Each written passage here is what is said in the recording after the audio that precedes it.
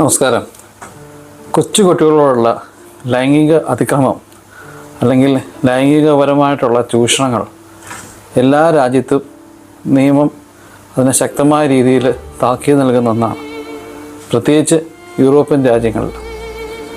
ഞാൻ ഈ വീഡിയോ ചെയ്യുന്നത് എന്താണെന്ന് വെച്ച് കഴിഞ്ഞാൽ, നമ്മുടെ നാട്ടിൽ നിന്ന് പലപ്പോഴും പല കുട്ടികളും ഉപരിപഠനത്തിനായിട്ട് യൂറോപ്യൻ രാജ്യങ്ങളൊക്കെ തിരഞ്ഞെടുക്കുമ്പോൾ അവരറിയാതെ പോയി അവരുടെ ജീവിതം ഈ പറയുന്ന രീതിയിൽ നശിപ്പിക്കാറുണ്ട്.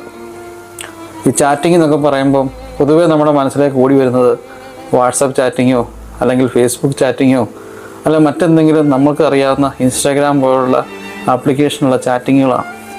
എന്നാൽ പല രാജ്യത്തും അവരുടേതായ രീതിയിലുള്ള പലതരത്തിലുള്ള ആപ്ലിക്കേഷനുകൾ അവൈലബിൾ ആണ്. ഒരുപക്ഷെ നമുക്കാർക്കും അറിയാത്ത ഒരുപാട് ചാറ്റിംഗ് പ്ലാറ്റ്ഫോമുകളുണ്ട്. പല യൂറോപ്യൻ രാജ്യങ്ങളിലൊക്കെ സംഭവിക്കുന്നൊരു കാര്യം,